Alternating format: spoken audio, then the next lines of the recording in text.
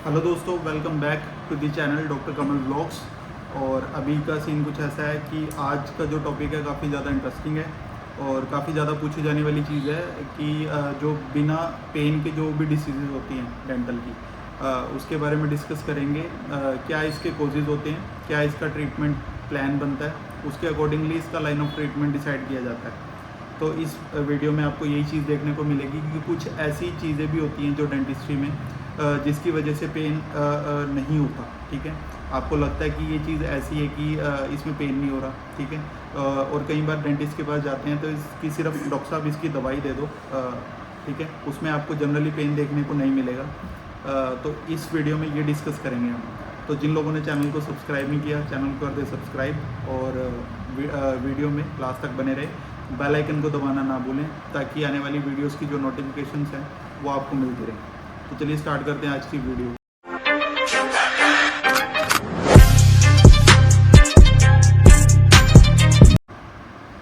देखो, जनरली सबसे पहले हम डिस्कस करेंगे कैलकुलस के बारे में। आप फोटो में देख सकते हो कैलकुलस के बारे में। कैलकुलस जो भी हमारा कैल्शियम एक तरह से डिपॉजिट हो जाता है धीरे धीरे, किसी तरह से आप लगा लो कि फूड लॉजमेंट की वजह से या फिर कोई भी मतलब बैड ब्रेथ या फिर बैड हैबिट्स के कारण हमारा एक तरह से जो लिंगुअल साइड पे, आपको मैं इसमें दिखाता हूँ लिंगुअली, इस एरिया पे आपका लिंगुअली आपका कैलकुलस डिपॉजिट हो जाता है, एक तरह से प्लाक डिपॉजिट हो जाता है, जिसके कारण आपको धीरे धीरे उसमें सेंसिटिविटी स्टार्ट हो जाती है। बट कुछ स्टार्टिंग के केसेस में और कई बार जो सीवियर होने के बाद भी उसमें पेन देखने को नहीं मिलता। तो वही है कि सबसे पहली चीज़ तो यही है कैलकुलस, ठीक है, और प्लाक। सेकंड चीज़ इसमें आएगी हमारे पास बैड ब्रेथ। बैड ब्रेथ में भी आपको कई बार देखने को नहीं मिलता कि पेन हो रहा है, ठीक है, क्योंकि बैड ब्रेथ जो एक तरह का गैस्ट्रो से रिलेटेड इशू है। अगर आपके पेट में दिक्कत है, अगर आपका पेट ख़राब है या फिर किसी भी तरह की आपको एसिडिटी है, तो धीरे धीरे क्या होता है मुंह में सड़न स्टार्ट हो जाती है। ठीक है, वो भी एक तरह से कोज है गैस्ट्रो की वजह से भी। आपको अगर गैस्ट्राइटिस है या फिर इस तरह की कोई प्रॉब्लम है तो आपको ओरल कैविटी में दिक्कत होनी लाजमी है, आपको दिखेगी बैड ब्रेथ, लेकिन उसमें कोई भी पेन या कोई भी सेंसिटिविटी नहीं होती। तो सेकंड तो यही था हमारे पास। सबसे पहले तो था प्लाक या कैलकुलस, सेकंड हमारे पास था ये क्या नाम, बैड ब्रेथ। थर्ड हमारे पास होगा मसूड़े फूल जाते हैं। ठीक है, जिंजीवाइटिस एक तरह से हो जाता है, मसूड़े फूल जाते हैं या फिर गम्स में से ब्लीडिंग होती है, उसमें भी हमें जनरली स्टार्टिंग में पेन देखने को नहीं मिलेगा। पेन हमारा जब होता है तो वो एक ही होता है ना कि माइल्ड, मॉडरेट, सीवियर, तीन तरह की स्टेजेस होती हैं। माइल्ड में नहीं होता पेन, मॉडरेट में नहीं। सीवियरिटी अगर बढ़ जाती है पेशेंट की, उसका जो केस टू केस डिपेंड करता है। तो सीवियरिटी के बाद पेन स्टार्ट होता है, जब पूरा दांत मोबाइल होने लग जाता है तो कई बार उस टाइम पेन होता है। बट जनरली स्टार्टिंग में पेन देखने को नहीं मिलता किसमें, जिंजिवाइटिस में, जो कि हमारी इन्फ्लामेशन ऑफ जिंजाइवा है। ठीक है, ब्लीडिंग गम्स में भी हमें पेन देखने को नहीं मिलता। अब हम डिस्कस करेंगे कि किसी केस में आपको क्या होगा कि टूथ फ्रैक्चर हो गया। फ्रैक्चर टूथ के कारण, जैसे कि आप ये देख सकते हो इस एरिया से फ्रैक्चर हो गया और फ्रैक्चर होने के बाद हल्का सा यहाँ से नीचे पड़ा हुआ है दांत, उस केसेस में कई बार पेन नहीं होता। मतलब स्टार्टिंग में पेन होगा, बट जैसे ही आप थोड़ा 24 आवर्स के बाद आपको दिखेगा कि पेन नहीं हो रहा। ठीक है, जनरली आप पेन किलर कोई खा लेते हो उसके बाद पेन नहीं होता। तो इस केसेस में भी, टूथ फ्रैक्चर में भी कई बार पेन नहीं होता। नेक्स्ट हम डिस्कस करेंगे कई बार आरएस पड़ी होती हैं, रूट स्टम्प्स। आप फोटो में देख सकते हो कि कई तरह की रूट स्टम्प्स होती है जिनका कि कोई क्राउन स्ट्रक्चर नहीं होता।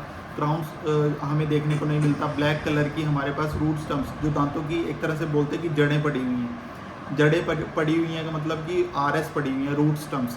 तो उसमें भी हमें पेन देखने को नहीं मिलता। बट यही है कि वो धीरे धीरे क्या करता है, वो साथ वाले एरिया के जो दांत हैं जो ठीक खड़े हैं उनमें इन्फेक्शन कोज करता है और हड्डी में भी धीरे धीरे दिक्कत करता है। तो यही है कि जब हमें लग रहा है कि हमारे पास रूट स्टम्प्स है, आरएस है, तो उसको नियर बाय डेंटिस्ट के पास जाके निकलवा लें, ताकि वो आगे जाके कोज ना करे, जो इन्फेक्शन है वो साथ वाले दांतों में ना जाए और रूट्स जो है वो आगे मतलब पेन कोज ना हो, स्टार्ट ना हो पेन। तो वही है कि सीवियरिटी होने से पहले ही उसको हम निकलवा लें आरएस को। एक्सरे किया जाता है, आईओपीए लिया जाता है। आईओपीए के बाद आपको क्लिनिकल कंडीशन उसकी दिखा दी जाती है कि ये चीज़ है, और इस तरह से अगर वो फ्यूज्ड है हड्डी के अंदर तो उसको निकाल दिया जाता है। नहीं तो अगर वो कोई कंडीशन, जैसे अगर बंदा डायबिटिक है, शुगर उसकी बहुत ज़्यादा है, तो उस केसेस में हम ये करते हैं कि उसकी पहले शुगर कंट्रोल हो बंदे की। शुगर या बीपी में हमें एक्सट्रैक्शन नहीं करनी होती, क्योंकि क्या होता है कि अगर हम शुगर या बीपी में एक्सट्रैक्शन कर रहे हैं तो उसमें क्या होगा, हमारे पास ब्लीडिंग नहीं रुकेगी पेशेंट की।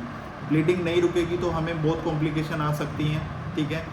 मतलब पेशेंट इतना ज़्यादा फेंट हो जाता है कि वो चक्कर खा के गिर सकता है। तो आप सबसे पहले एक्सट्रैक्शन से आपको लग रहा है कि थोड़ा बहुत रिस्क है, तो आप बीपी चेक ज़रूर करें, ठीक है। और ब्लड शुगर की अगर आपको दिक्कत है, मतलब पेशेंट से पूछ लें कि शुगर की दिक्कत है, तो उसकी शुगर ज़रूर देखें। शुगर अगर कंट्रोल में है तभी आप एक्सट्रैक्शन की तरफ जाएं, अगर बीपी कंट्रोल में है तभी एक्सट्रैक्शन की तरफ जाएं, ठीक है।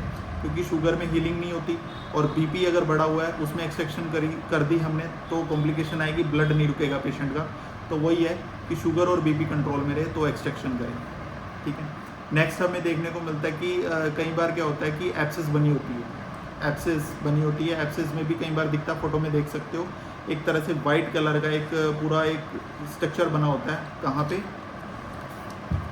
इस एरिया पे, यहाँ पे, इस एरिया पे हमारे पास एक हल्का सा वाइट कलर का एक दाना बना होता है, वो एक तरह से पस होती है। उसमें भी हमें कोई पेन देखने को नहीं मिलता, बट उसका यही है कि अगर हमें पेन नहीं हो रहा तो यही रहता है पेशेंट को, भाई क्या करेंगे, दांत का जो ट्रीटमेंट है वो करा के, तो वो उसको अवॉइड करता है।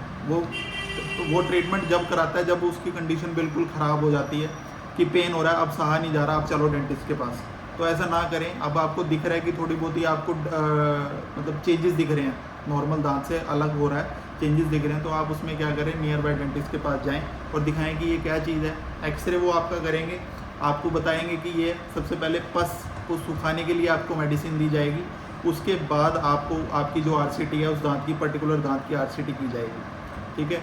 तो यही है, नियर बाय डेंटिस्ट के पास आप अगर आपको दिख रहा है कि तो दिक्कत है, एब्सेस है या फिर थोड़ा बहुत सिस्ट बन रही है, तो आप उसको दिखाएं जरूर। नेक्स्ट हम डिस्कस, इसमें पेन नहीं होता स्टार्टिंग में, ठीक है। एब्सेस जो होती है उसमें स्टार्टिंग में कोई पेन नहीं होता, तो ये भी एक तरह से कैटेगरी में आता है जिन डिसीज़ में, डेंटल प्रॉब्लम्स में हमें पेन नहीं होता। अब डिस्कस करेंगे कि ओरल सबम्यूकस फाइब्रोसिस, ये एक तरह से आप लगा लो कि इसमें क्या होता है कि दांत की मुंह की ओपनिंग है वो कम हो जाती है।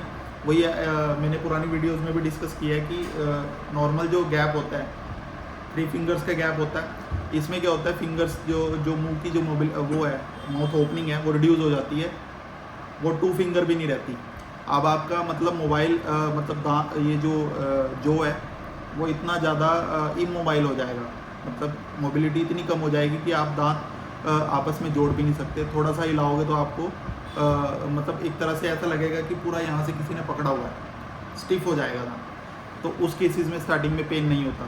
तो यही है कि ओरल सबम्यूकस फाइब्रोसिस है, या फिर इस तरह की आपको चीज़ बता दूँ एक ये कि प्री कैंसरस कंडीशन है, कैंसर से होने से पहले वाली जो कंडीशन है उसमें आती है ये चीज़।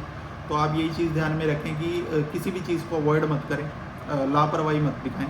अगर आपको लग रहा है थोड़ी बहुत ही, तो आप डॉक्टर के पास जाएं और आपको फटाफट उसको दिखाएं, ताकि जो लाइन ऑफ ट्रीटमेंट है आपका वो मैनेज किया जा सके, ताकि आगे जाके वो चीज़ दिक्कत ना करे, ठीक है। अब क्या, अब जैसे आपको कोई भी कंडीशन हो रही है, इन जो मैंने डिस्कस करी है, इन कंडीशंस में आपको पेन नहीं होगा, ठीक है। बस आप इसको अवॉइड मत करें कि पेन नहीं हो रहा तो ट्रीटमेंट बाद में कराएंगे जब पेन होगा। जनरली मैंने ये चीज़ देखी है कि जब दांत में दर्द होता है, जब पेशेंट भागता है डॉक्टर के पास, तो ये चीज़ ना करें। अगर आपको दिख रहा है नॉर्मल कंडीशन से अलग आपके दांत हो रहे हैं, तो आप फटाफट डेंटिस्ट के पास भागें और अपना जो लाइन ऑफ ट्रीटमेंट है वो दिखाएं, डायग्नोज बनवाएं और अपनी जो ट्रीटमेंट है वो कराएं। आई होप आपको वीडियो अच्छी लगी होगी। काफ़ी चीज़ें मैंने आपको बता दी इसमें, और ज़्यादा से ज़्यादा वीडियो को शेयर करें, लाइक ज़रूर करें और बेल आइकन को दबाना ना भूलें, ताकि जो नोटिफिकेशन है आपको मिलती रहे। मिलते हैं आपसे नेक्स्ट वीडियो में। Thank you so much. जय हिंद।